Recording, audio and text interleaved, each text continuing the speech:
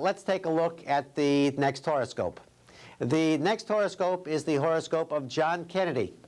And John Kennedy had the planet Jupiter sitting in his ninth house in the sign of Taurus. Again, this is the planet of good luck, and the eighth house, rather. The eighth house is the house of other people's money. Well, was John Kennedy lucky with other people's money? He certainly was. If it weren't for his father's money, he never would have been president. He probably never would have gotten elected to Congress. But he had that tremendous amount of resources available to him constantly. And of course, when you're president, what are you doing? You're dealing with other people's money, other people's resources.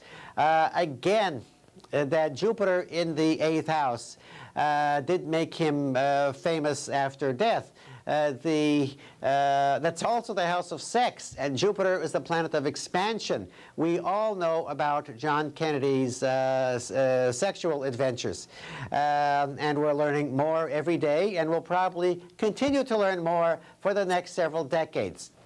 Now, this is the house of death, and what's Jupiter doing in there? The man was assassinated when he was only 46 years old. Well, the Jupiter isn't the only planet there, and it's not the first planet.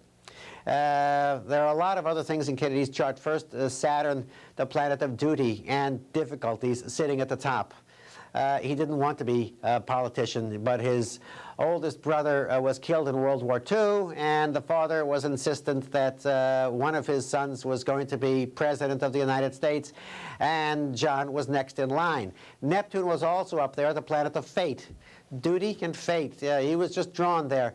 Pluto, the planet of death and rebirth, in the ninth house, the house of long journeys. Now, lots of people have Pluto in the ninth house, and they're not killed on long journeys. But it does tend in that direction. And Mars was the first planet in his house of death. Interestingly enough, in Taurus, the Mars was afflicted. The Mars had an affliction to the planet Uranus, the planet of sudden and unexpected changes. Mars and Uranus co-ruling firearms. Well, Mars is actually sharp instruments. Uranus is really guns. Kennedy was almost killed in World War II when a Japanese destroyer rammed his PT boat. He almost died under the knife in 1954 with a back operation, was given the last rites of the Catholic Church, and then he was assassinated in Dallas. With that Mars there afflicted, you knew that his end was going to not be by old age. Again, if you have something like this in your horoscope, folks, no, it doesn't mean that you're going to be assassinated in Dallas. As a matter of fact, now that you know where the placements are, you don't have to accept it. You can constantly look at the horoscope and avoid all sorts of accidents and assassination attempts and other things of that nature. That's the whole power behind astrology. At any rate, the Jupiter in John Kennedy's chart gave him the power of other people's money. It was in his eighth house. It was in Taurus, the sign of resources. Money, money, money. Let's take a look at the next horoscope.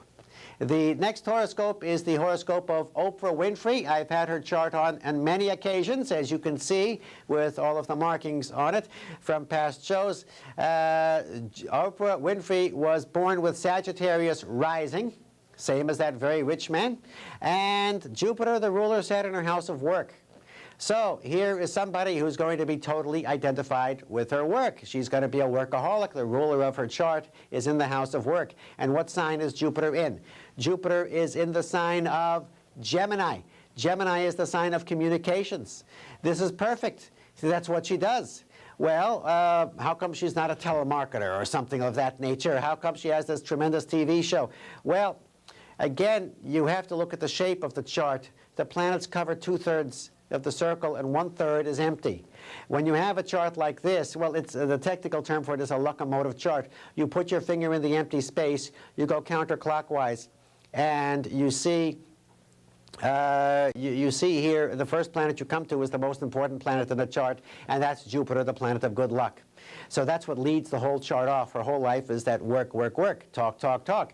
And the Jupiter, 17 degrees of the sign of Gemini, and at the top of the chart, 18 degrees of Libra. What's this again? A 120-degree angle, a trine. Jupiter, the planet of good luck, ruler of her, sits in work, trine, lucky, the career. It's Libra at the top of the chart too, showing she does not work alone. She has to have her guests. She could never do what Rush Limbaugh does. She has to have guests. But again, luck, career, work, communications. It's all in the horoscope, folks. It's all in the horoscope. Let's take a look at the next horoscope. The next horoscope is the horoscope of Brooke Shields. And Brooke Shields was also born with the planet Jupiter sitting in the sign of Gemini. In Brooke Shields' case, however, the planet Jupiter happened to be sitting right on top of her sun. This makes for luck. Luck, communications. Interestingly enough, in her TV series, Suddenly Susan, what does she play? She plays the part of somebody who writes for a magazine. A writer, Gemini, again, communications. Oprah talks, Brooke Shields writes. The Jupiter rules the bottom of her chart. Well, that's nice because the bottom of the chart is your home. So this shows that Brooke Shields will be doing a lot more traveling as time goes on. She's done a lot already. Well, she's a Gemini. You know, that sign tends to move around a lot anyway. Let's take a look now at the next horoscope. The next horoscope is the horoscope of William Shatner.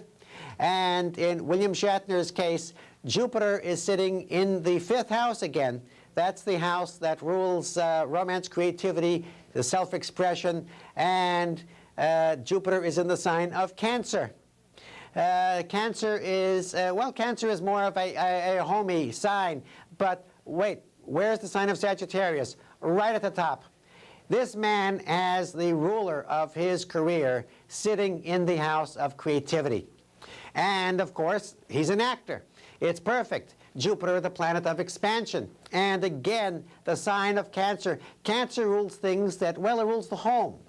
And for many years, on television and in the movies, what was William Shatner's home? Star Trek. Long journeys combined with a home. He was constantly moving around the galaxy, but always in the Starship Enterprise, which was quite interesting. At any rate, the fact that he has the Jupiter there in the 5th house, that's good for anything in the area of creativity. The Jupiter is very strong there. It makes him extra lucky. It's expansive. It's, again, a perfect position to have for an actor, having Jupiter sitting in the 5th house and also ruling the career. Again, folks, we always have to consider the entire chart. Let's take a look at the next horoscope. The next horoscope is George Steinbrenner. George Steinbrenner also has Jupiter sitting in the sign of Cancer. In his case, Jupiter rules the 11th house, which is friends, hopes, wishes, and groups of people. In Steinbrenner's case, well, he became famous by running a group, the New York Yankees. Steinbrenner has the Jupiter sitting right on top of the sun, just like Brooke Shields. And again, this makes a person lucky. And of course, Steinbrenner inherited a lot of money as well. When you have Jupiter sitting on top of the sun, things just tend to fall into your lap. Of course, he had Saturn and Capricorn, so here is somebody who wants to be the boss, and he always is cracking the whip. Again, folks, always look at the entire horoscope. My name is Bob Marks, and this is Astrology Now.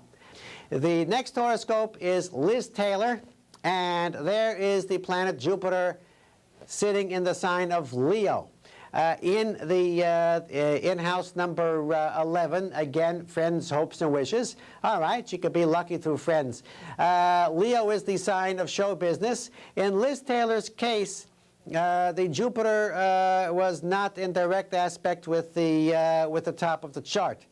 There were other factors in her case where if you're in show business, either you need Jupiter in aspect to the top of the chart, or you need a combination of Neptune and the Moon. She had Neptune in aspect to the top of the chart.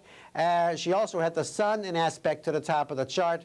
The Neptune was what made her a movie star. Nevertheless, having Jupiter there Jupiter in Leo sometimes means a little too much of things, a little too much too soon. And in Liz Taylor's case, that's exactly what happened. She also had, well, the Jupiter was making some very interesting aspects over here to these other planets in the house of marriage and partnership. Again, in her case, it turned out to be just excess, excess, excess. You always have to watch out for that, folks. Sometimes the planet Jupiter can just be a little too much. Well, that's all we have time for today, folks.